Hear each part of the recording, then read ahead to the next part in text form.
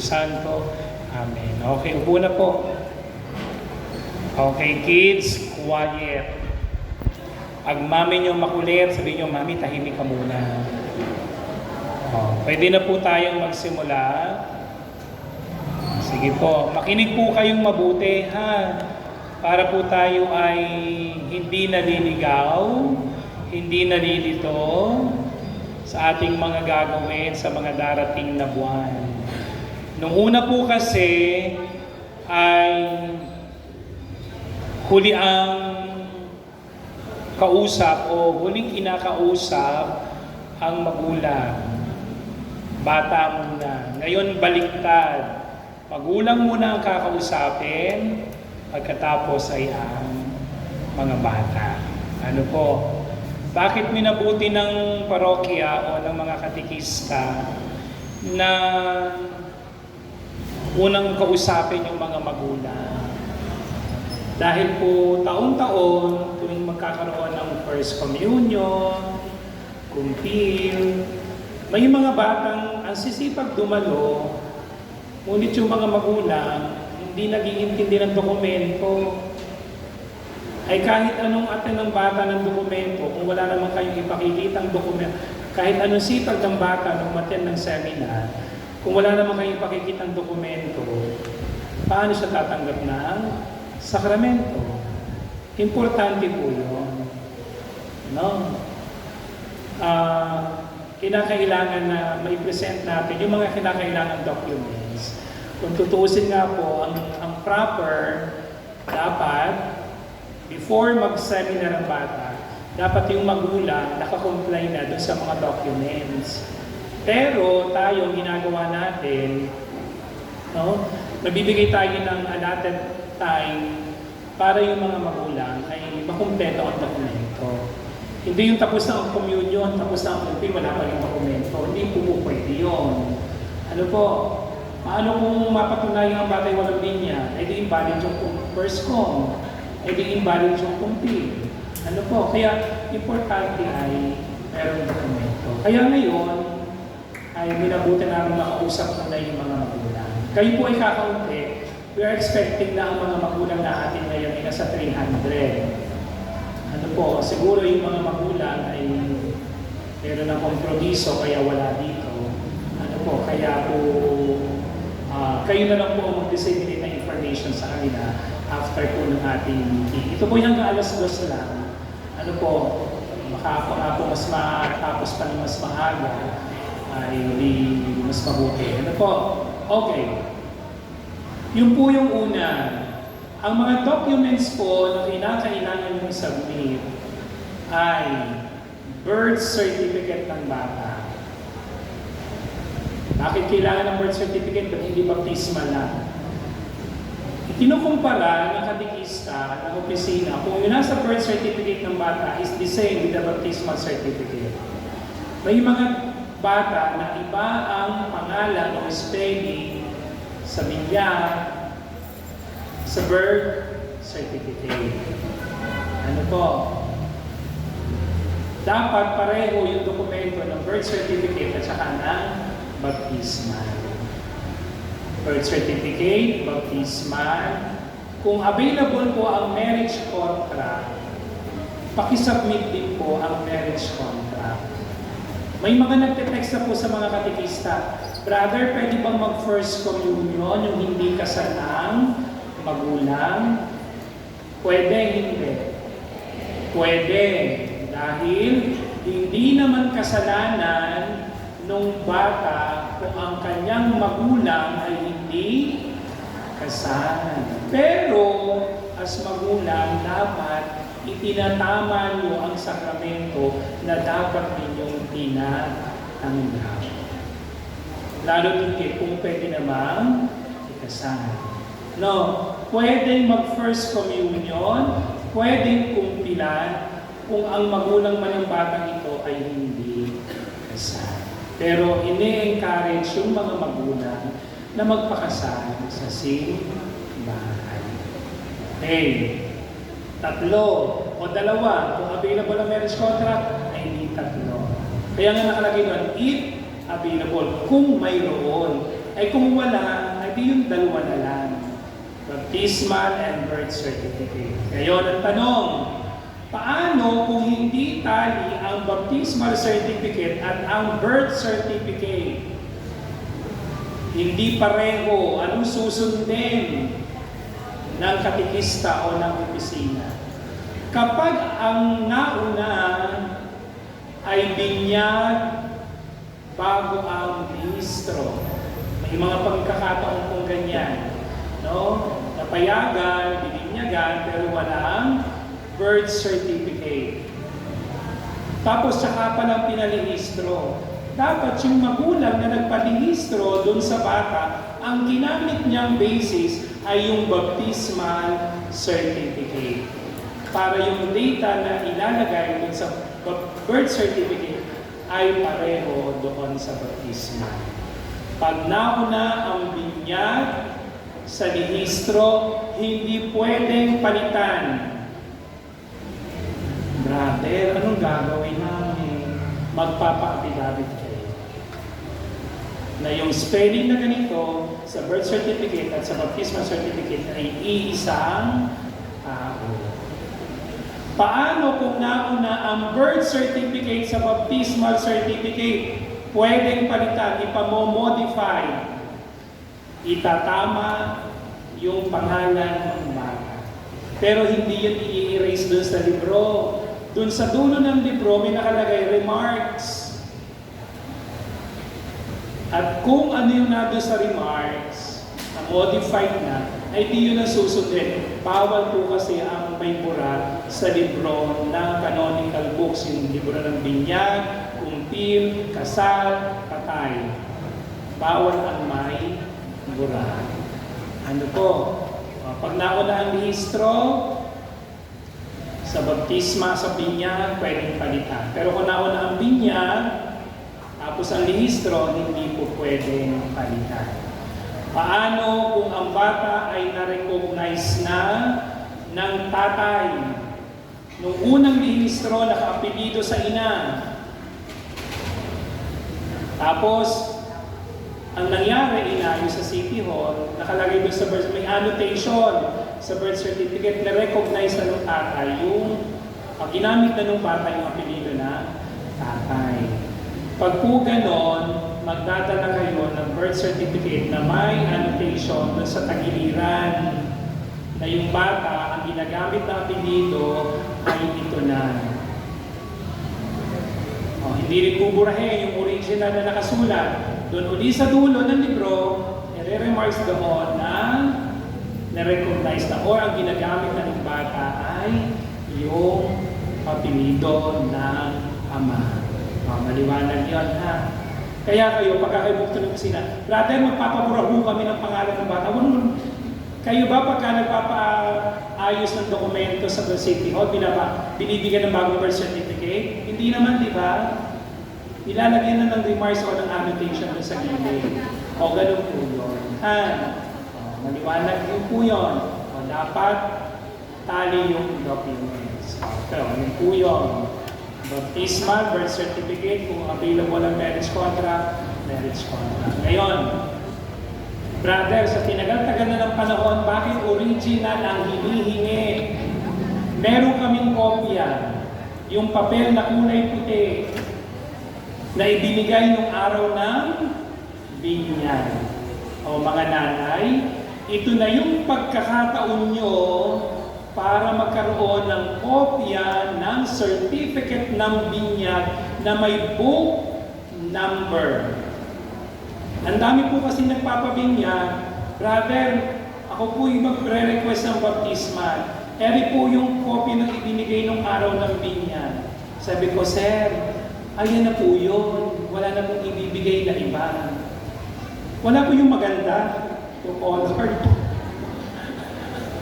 Ay, okay na po yan. Pagka po kayo ay halimbawa ang bata, kukuha ng passport, gagamitin sa pagpasok sa school, magpo-first communion, kukumpilan, tsaka pa nang kayo hihingi ng updated na baptismal certificate. Kaya pinakukuha po kayo ng bagong baptismal certificate. Ay brother, original ang hinihingi. Huwag po kayong mag-alala, kami na po ang magpa-photocopy at yung original, ibibigay po ulit namin sa inyo para may kopya na kayo. Ano po? At saka mabuti na rin na nagre-request kayo ng bagong baptismal certificate to check na talagang nasa libro ang pangalan ng inyong anak. Bakit brother? May pagkakataon po bang hindi napapasulat? Meron po.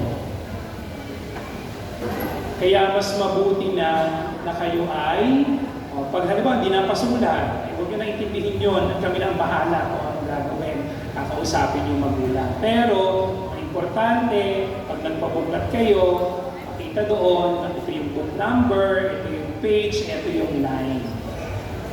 Pag siya po ay bininyagaan, pag siya po ay kinumpilan, pag siya po ay kinasal, yun ang hinahanap. Kung ano yung pagkakahistro, saan libro makikita yung pinagbinyagan, pinagkumpilan mo bata. Ano po? Kaya po, yung po magpapabuklat, gaya po na sinabi ko kanina, hindi na po namin kayo pagpipila pinamaliit na form. Sa tapat po ng pangalan, isulat po ninyo ang petsa ng binyag. Petsa po ng binyag, hindi birthday ha. Huwag po kayong malilito doon. Ang hinihingi po pag nagpapabuklat ng baptismal certificate para mabilis ay petsa ng binyag. Hindi po birthday. Ano po? Sa atin po kasi medyo mabilis na. Pag in-encode yung apelyido, pag na-encode na yung sa, may mga libro po kasi kung encoded na, lumalabas na po dun sa system yung pangalan ng bata. Pero sa paghahanap po sa libro, ang pinakamabilis po, petsa ng binyag. Anong buwan, anong araw, at anong taon. Mahirap pong maghanap sa libro ng walang taon. Yung tansya-tansya lang, nakakaisang libro na yung sekretarya hindi pa nakikita. No, kaya isipin po ninyo, o baka naman hindi dito bininyagan, dito nyo pinabubuklat. Ay di, alam niyo naman po yun sa inyong sarili, no?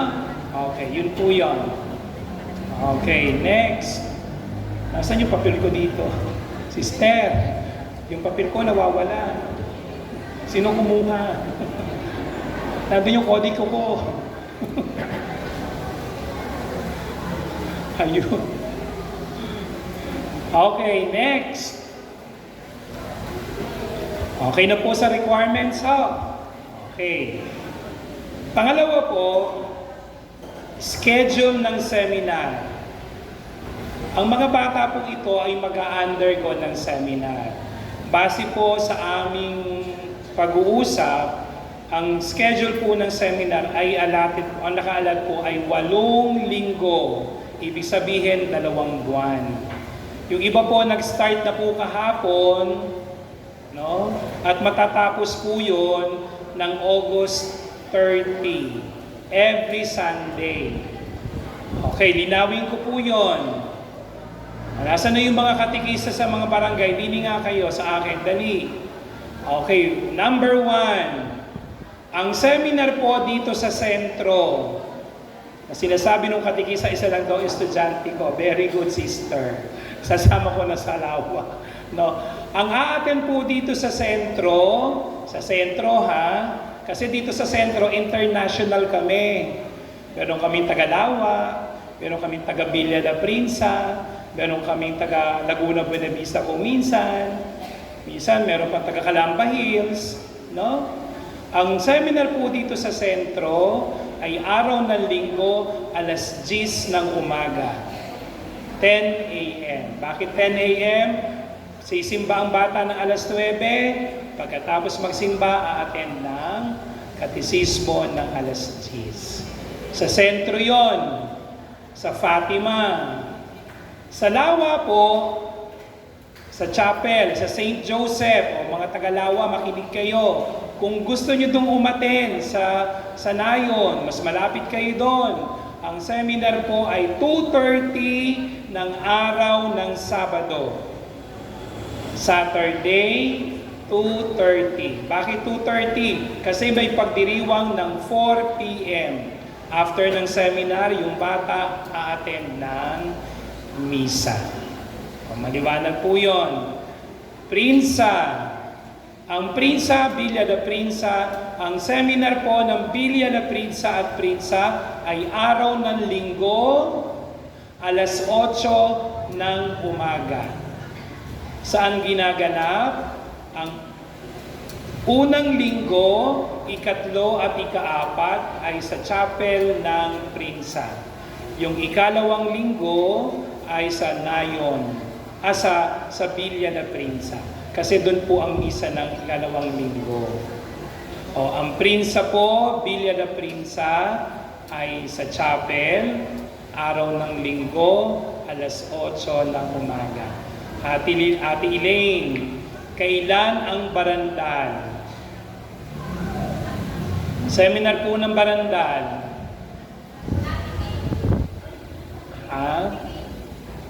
Wala pa. Sige, pag-usapan nyo muna dyan. Ang punta po ay parang nagsimula na. Kailan kayo? Every Saturday. Anong oras po? 2 p.m. Every Saturday sa punta, doon po sa chapel. Ano po? Sa punta po, yung mga taga-punta, doon po sa chapel, every Saturday, alas 2 ng hapon. Sa Kay-Anlog po. Sa Kay-Anlog po ay araw ng Sabado. Kay-Anlog na yun to, ha? Sabado, alas 8 ng umaga. Sa Bali Breeze, ano pang mga naandong villages, basta taga na yun. Kayo po ay alas 8 ng umaga ng araw ng Sabado. Southville, kailan po ang Southville? Araw ng Sabado sa ganap na ika-2 ng hapon. Kasi may pagdiriwang po doon ng ika-4.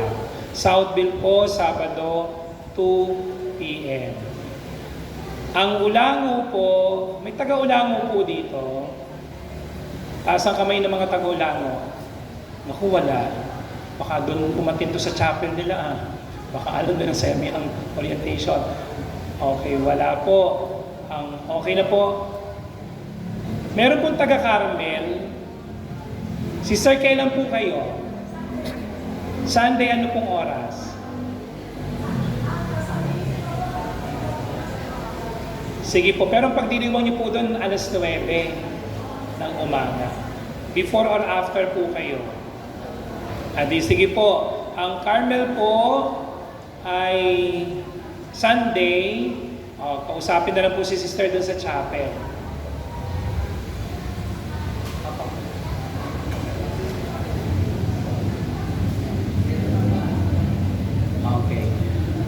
Carmel, okay na yung Carmel. Medyo may kalayuan ito. Dadaan ka pa ng Mahada Out bago makarating ng Carmelville. Ayun. Sino pong taga Laguna Buena Vista? Ayun. Aba. Kailan kayo? Saturday, 2 p.m. Saturday, 2 p.m. Ang Barandal po, sino mga taga Barandal dito? Ano pong information ng katekista? Kailan po kayo? Wala pa? Paki-contact nga po mga katikistang mababait. Pakisuyo yung barandal. Okay.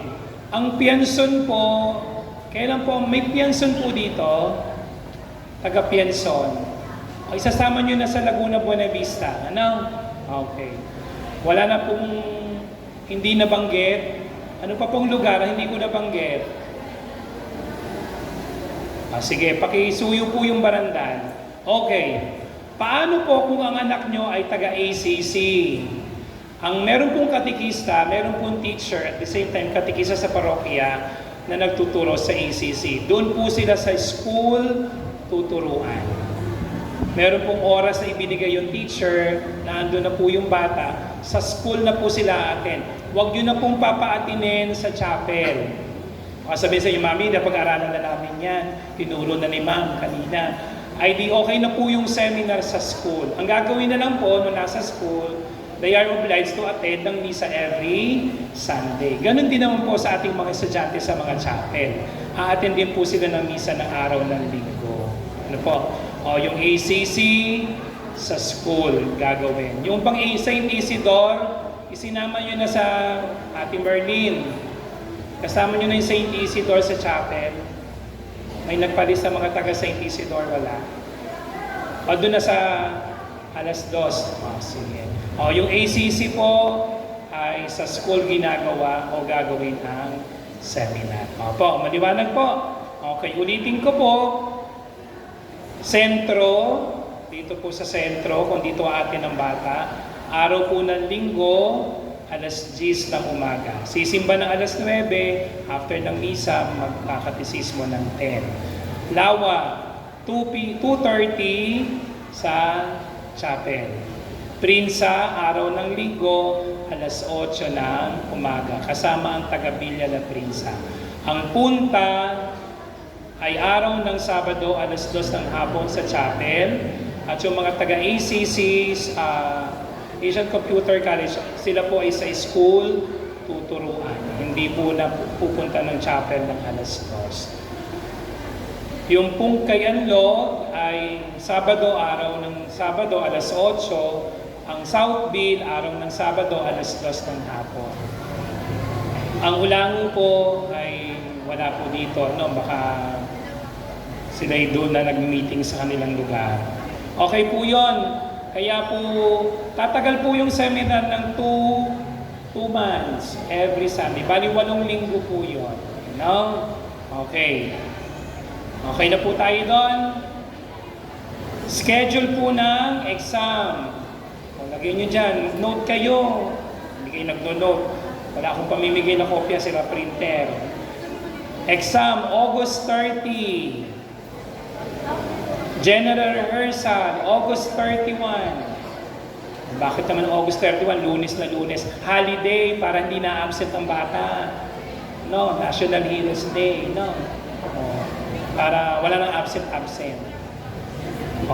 August 30, examination day, or depende sa katikisa. Basta yung week na yon ay may exam, written exam ang mga first communicants.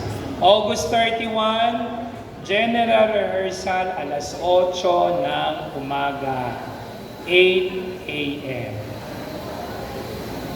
Okay na po tayo doon? Okay.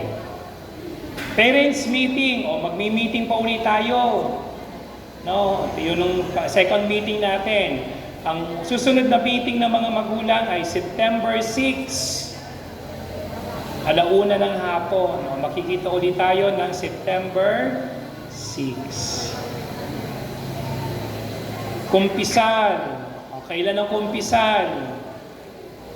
September 8, 9, and 10.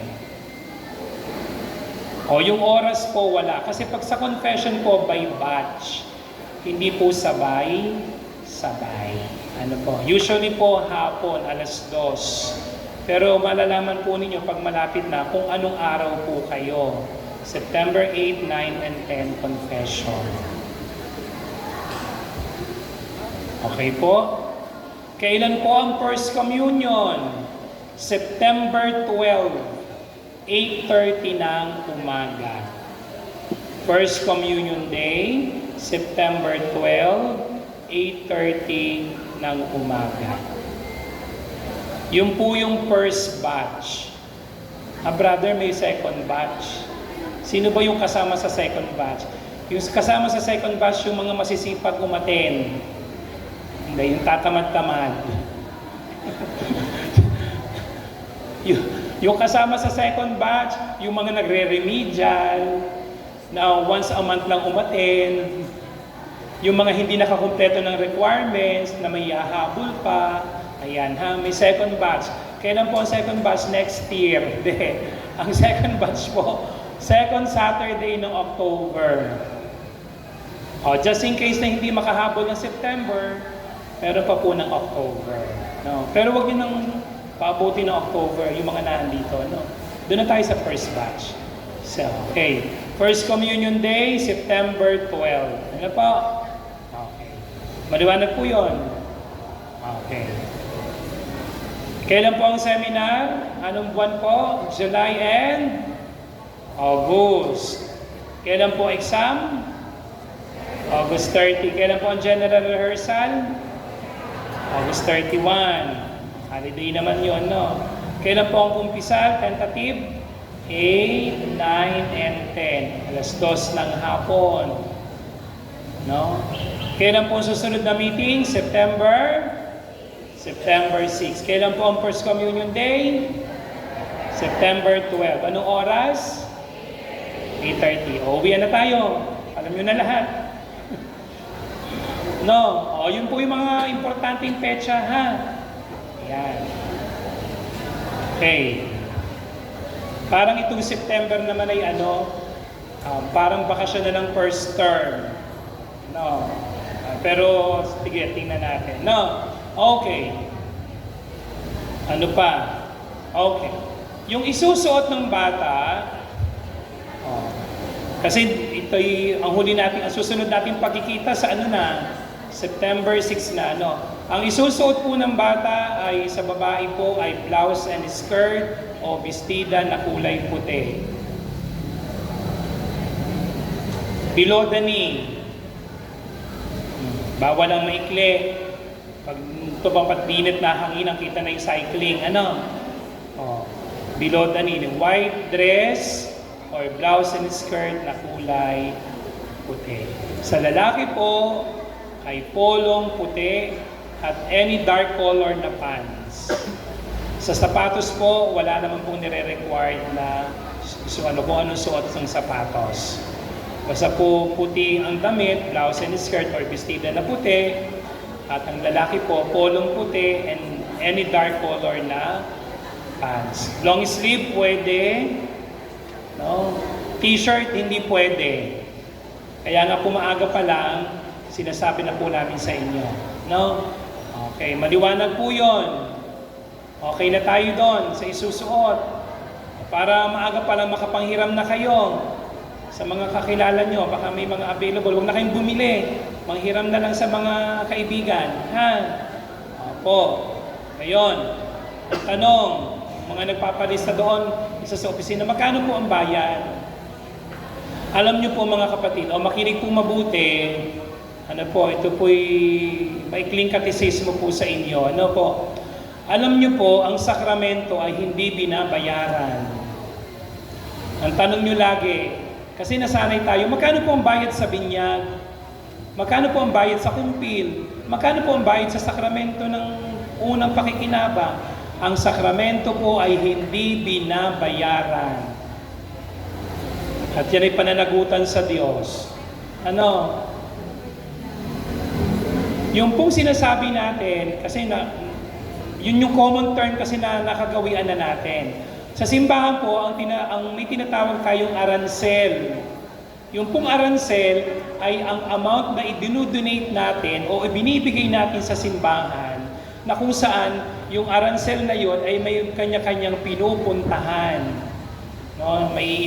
Ilang percent ang maiiwan sa simbahan, ilang percent ang dadalhin sa diocese, ilang percent ang maiiwan sa opisina, ganun po.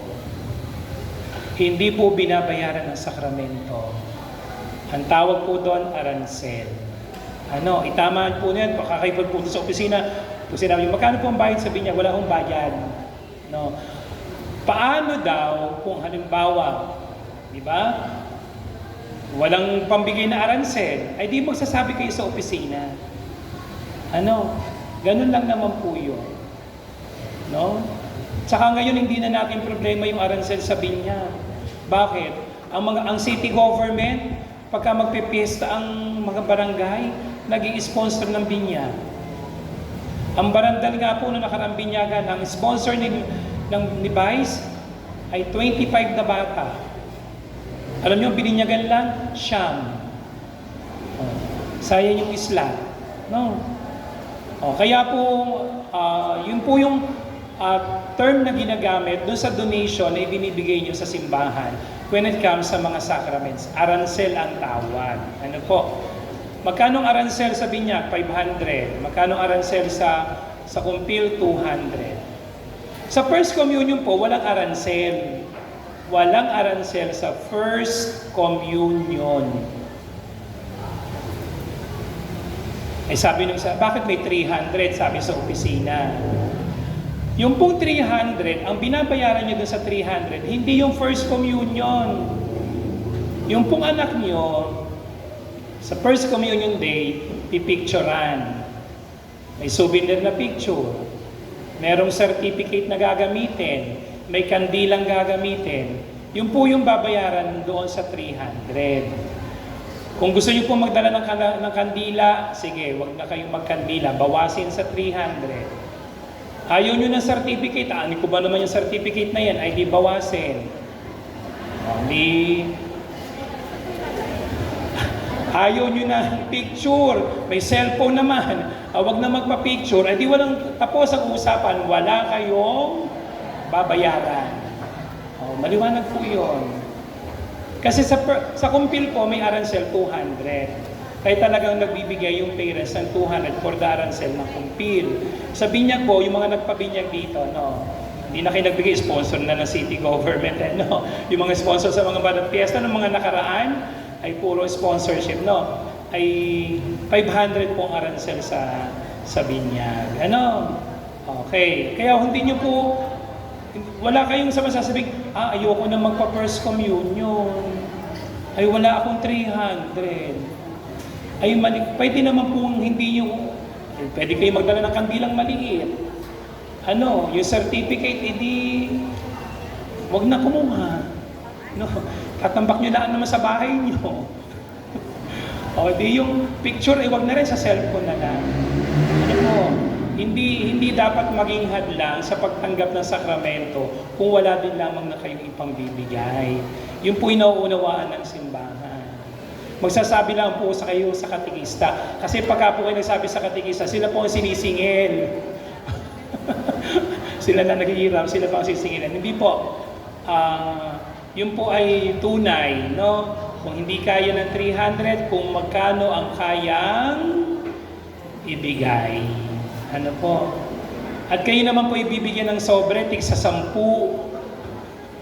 Hindi po. Nagbibigay po ng sobre sa magulang, 2 sobre lang. Isang sobre lang naman sa bata. Serve as donation po sa simbahan. Maliwanag po yun, ha? Wala na magtatanong kung magkano ang babayaran yun, matatawag nating bayad yun. Kasi definitely, sa First Communion po, walang aransel.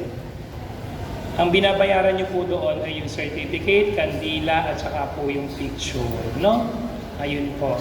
Kaya po, maliwanag po yun. Pag walang pambigay, magsabi sa katikista. Lagi naman po tayong gano'n. Kaya po, kayo magsasabi lang doon sa inyong mga katikista. Okay. Ngayon, ito po yung pinaka-importante sa lahat. Ngayon po, kung titingnan po ninyo, kami po, based on our observation ng mga katekista, ang First Communicants po natin ay anong grade? Grade 3. Disregard kung anong edad ng bata. Normally, anong edad ng grade 3 ngayon?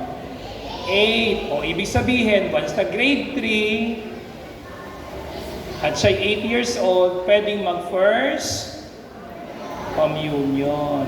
Grade 3 ha, ang First Communicants. Okay. Yun po yung sa komunyon. Kasi sa kumpil, anong tanong? Ilang taon ang kinukumpilan? Hindi grade. Anong grade ang kinukumpilan? Hindi. Sa kumpil po, ilang taon ang pwedeng kumpilan? 12 years old. Sa First Communion po, ang pwedeng magkomunyon ay grade 3 pataas. Kung kayo po ay may mga kakilala na grade 3, grade 4, grade 5, grade 6, grade 7 hanggang senior high school na walang First Communion, may nagpalista po sa opisina 20 anyos. Si Kuya, hindi ka nasasabay sa mga bata, ha? May special session tayo o may special class ka. Baka ikay makulitan doon sa mga bata. ay 20 anyos walang first communion. Huwag na kayong magtaka doon sa 20 years old. Meron niyang kasalang pamparokya noong nakaraang linggo, 40 anyos, doon pa lang nag-first communion. Sabi ni Father, pag first communion ninyo mga yan ha. Di sila, after ng binyag, kinumpilan, after ng kinumpilan, nagpumunyon. Kaya po, baka naman kayo mga magulang, di pa rin nagpa-first communion, sumabay na kayo, ay pwedeng-pwede. Sabayan nyo na rin sa seminar ang inyong mga anak.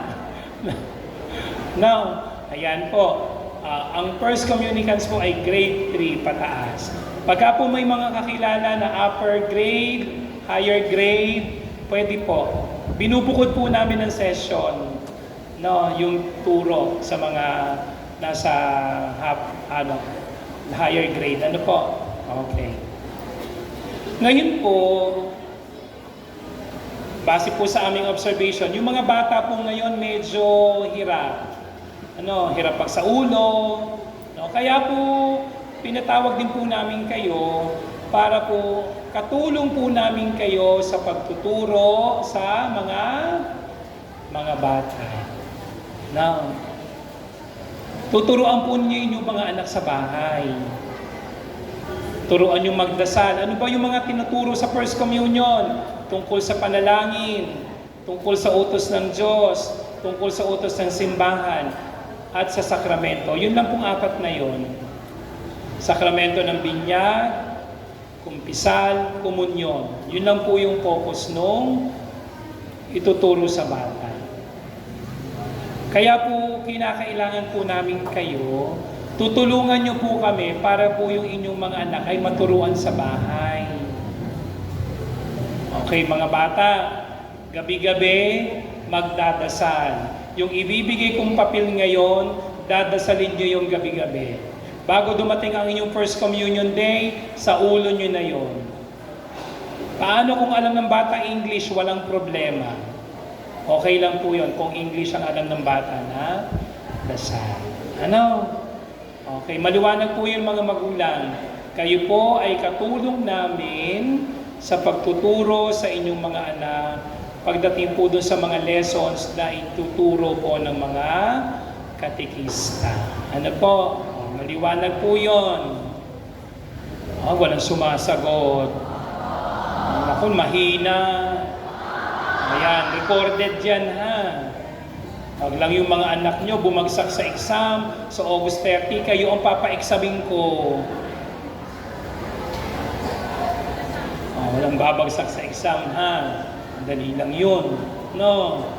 Kaya po, tuturuan po sa bahay ang mga bata. Tuturuan pong magdasal. Importante po yun. Kung may oras, halimbawa oras ng pag-aaral ng mga bata, okay kids, ganito gawin nyo. Study time nyo na. Bago kayo mag-study time, magdasal, i-recite nyo muna yung mga prayers. Ganun ang gawin nyo. Sa loob ng 2 buwan na ginagawa nyo yan, bago dumating ang inyong First Communion Day, sa ulado nyo na yan. Okay po ba yon? Sige po. Nasaan yung aking mga kasama? May tanong po kayo tungkol po doon sa schedule ng First Communion, ng seminar. Yan po ay isang buong programa na. Kaya po, tandaan niyo po yung mga mahalagang petsa na ating nabanggit. Kung may pagbabago naman po dyan, yun naman po ay babanggitin sa inyong mga anak or ino-note po namin sa kanilang mga notebook. May tanong pa po kayo tungkol dun sa mga schedules? Any question po? Sir, opo.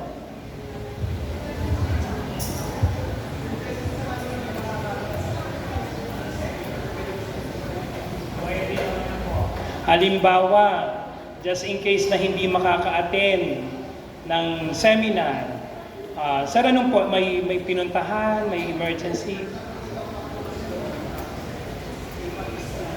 Ayon, pwede naman po. Halimbawa, yung anak nyo nahihirapan ng maaga or hindi makaka-attend, pwede nyo pong pa-attendin sa ibang lugar. Kami po dito sa sentro nga, international kami. No? Ang mga estudyante ko ay iba-iba kung saan-saan galing. No? Pwede pong pa-attendin. Tapos, halimbawa, magandang tanong po, halimbawa ang bata ay hindi makaka-attend. Pwede nyo po i-message yung katekista, Sister, pasensya na po. Masama po ang pakiramdam ng aking anak. Hindi po muna makaka-attend. Sa susunod na buwan na lang po. Ano yun? Ay once a one plan? Hindi naman gayon ha. Okay lang yung 1 linggo o 2 linggo. Pag magaling na, pa-attendin nyo na. Ano? Abay, pwede bang once a month lang? Antayan nyo naman. Ano? Magpapaalam kayo sa katekista. Halimbawa, may family gathering. Ay Sunday na patapat. E di kayo, magsimba muna bago kayo pumunta doon sa family gathering. Tapos i-message nyo yung katekista. Sister, ay wala lang pong pag-iiwanan sa aking anak. Kami po may family day. Sinama po namin. Unang linggo may sakit. Pangalawang linggo may family day. Ano kaya yung ikatlong linggo? May mga ganyang sitwasyon. Tapos, malapit na yung community, tsaka pa na mag-a-approach. Brother, kami ayaw pong payagan ng katekista at ang dami po naming absent. Ay, may sagot na ako dyan. Doon ho kayo sa second batch, sa October. Huwag na kayo magpupumilit ng September, ha? Pagka ganyan ang inyong sitwasyon, no? Wala pong, kung hindi makakadalo, magpaalam sa katekista. Alam mo, minsan ako, may mga estudyante hindi makakaten. Ay siya, mami, pasaulo nyo na lang po yung ganito. Kasi ito po yung pinag-aralan namin. Ano po? Magpapaalam. Parang sa school din, pag ang bata hindi makakapasok, ay nagpapaalam sa guro. Na? Okay. May question pa po? Ayun. Ang belo po ay, meron ng pong pinagagamit ang parokya na belo para sa mga first communicants. Ano po? Sige po, ano pa pong tanong? Dali, mag-aalas-dos na. Mag-aalas-dos lang. Apo, nakuha niyo na po yung sagot ng barandal. Barandal, mga katekista. Kailan kayo? Hindi. Kailan po ang inyong seminar doon sa chapel? Pwede pa pong magpa-registered hanggang ngayong week na to. Ano po? Yung mga mahuhuli na, pwede naman po sa susunod ng batch. Ayun po, ang Barandal Chapel po ay Saturday 9 to 11. Tagal, no? This coming July 11. Tapos, Barandal po yun, ha? Barandal. Andrea Paz, Amaya, no? Yun po. Nayon. Okay, may tanong pa po kayo.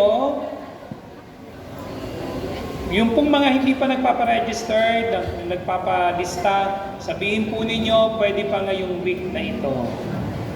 Ayan. Ano po? Tapos, yung just in case na may mga hahabol pa rin, edi doon po namin i-determine baka po yun ay susunod na batch. Anyway, ano naman po 1 buwan lang naman po ang pagitan. Basta, pwede po magpalista yung mga hindi pa nakakapagpa-register. Yung po mga ka-classmates sa GC nyo, na mga magulang sa school, mag-message po kayo para i-inform din po sila. Kasi sayang po, no, yung pagkakataon. Okay, wala na po tayong tanong. Wala na po. Ayan. Yung mga minamahal kong katikisa sa likod, punta nga po kayo din. Dali. Paki-distribute na po itong lecture para at least may yung bata ngayong week na to ay may mababasa na. Yung pong ibibigay ngayon, ito na po yung buong lesson para sa first communicants. Ano po? Pakibigay po. At yung isa lang po sa isang bata, ha? Huwag nyo na ikuha yung wala dito at bibigyan naman ng katikista yun sa araw ng seminar. Sige po, ipamigay nyo na po. Pag nanghingi ulit, bigyan nyo ulit. Sa araw ng Sabado at Linggo. Sayang po yung week na ito para at least may mabasa ang bata. Ayan. Pwede ngang get one and pass para o yung katikisa mamaya na kumuha. Ang bigyan muna yung naandito. Yan. Huwag muna kayo magbibilang. Lahat po ng naandito na candidate ng First Community, ikuha nyo po ng copy ng handouts yung inyong mga anak.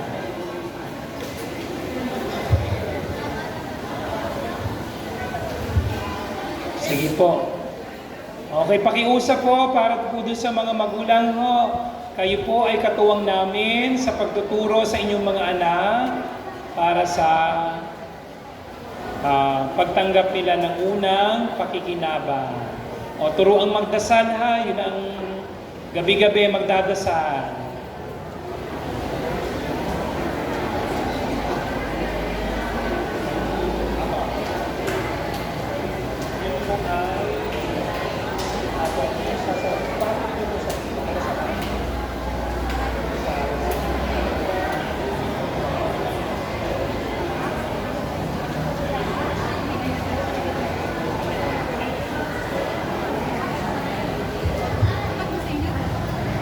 Okay na po. Sige po, tayo po ay magsitayo muna para yung pong mga wala ng tanong ay pwede na pong umuwi. Tayo po ay mag-iingat lahat.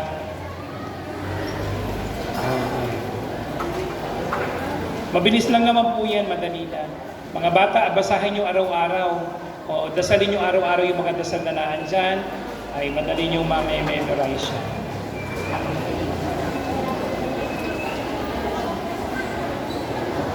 Sa ngalan ng Ama, ng Anak, at ng Espiritu Santo. Amen. Luwalhati sa Ama, at sa Anak, at sa Espiritu Santo, kapara ng sa unang-una, ngayon at magpakailanman, at magpasawalang hanggan. Amen. Mahal na Birhen ng Fatima, panalangin mo kami. San Jose, tagapag-ingat ng mga Birhen, panalangin mo kami. Sa ngalan ng Ama, at ng Anak, at ng Espiritu Santo. Amen. Okay, salamat po. Sa mga Tagalawa po, may aatin po ba dito sa sentro? Meron. Baka ako yung isa lang sa attendance Sige po. Thank you po. Ingat po tayo sa pag-uwi. Salamat po.